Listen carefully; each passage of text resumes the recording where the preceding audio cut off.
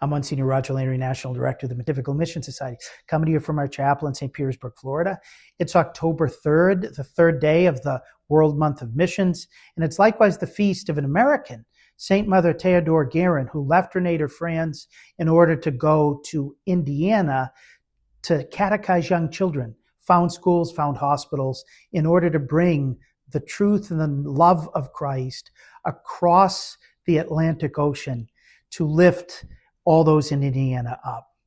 In today's gospel, we see something important that characterized St. Mother Theodore Guerin's life and is meant to characterize ours.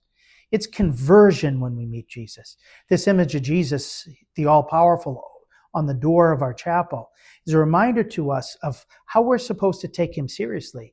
And he says in today's gospel, "Woe to you, Chorazin, woe to you, Bethsaida," two towns in which he had worked so many of his miracles in Upper Galilee. If the things I had done in you, I had done entire inside these pagan cities, well to the north, known for debauchery right there on the beach. If I had done these there, they would have long converted in sackcloth and ashes. They would have repented. Then he says, what about you, Capernaum, the place that was known as my city where so many of Jesus' miracles had been accomplished? He says, will you be exalted to the heavens because of all of these mighty deeds? No. You'll be thrown down to the netherworld, because if Sodom and Gomorrah had seen the types of things I did in you, they likewise would have long repented. So what Jesus is asking for is he's asking for conversion.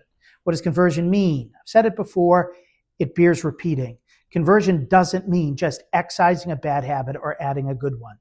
Conversion means a death and resurrection in which we die to our own ego, to our own selves, to our own earthly pursuits, and allow Jesus to rise from the dead within us. It's a new life that he gives us so that we're literally turning with Jesus in love. This is something that happened in the life of St. Theodore Guerin. She, when she really encountered Jesus, was willing to give her whole life to him and travel far away from home to go to the missions in the United States of America and teach people in the woods of Indiana. What a great example she is for us. Missionaries are still traveling far away from home to go to missionary territories to be able to teach children to senior citizens the new life that Jesus gives us, to call them through God's mercy to conversion and holiness. This is the mission of the church at all times. In this month of October, we pray for all missionaries, that they may be sustained in their work and that they might have what Jesus was hoping to have in Chorazin, Bethsaida, and Capernaum. It's 16 days to World Mission Sunday. Let's get ready. At the end of today's reflection, brothers and sisters, I just want to make a special invitation to you. We're getting closer to the month of October, which is two things. First, it's World Mission Month, which we pray for and sacrifice for missionaries, which has its culmination on World Mission Sunday, which this year is October 19th. And secondly, October is the month of the Holy Rosary.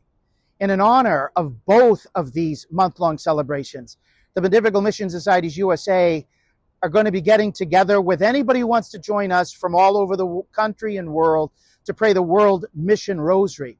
This was put together by my predecessor, Archbishop Fulton J. Sheen, when he was director of the Pontifical Mission Societies, to pray through Our Lady's intercession the Holy Rosary for missionaries and those they're serving in each of the continents of the world. Below on this email, you'll be able to click on a box which will allow you to sign up to join us. I hope you will pray the World Mission Rosary with us throughout the month of October.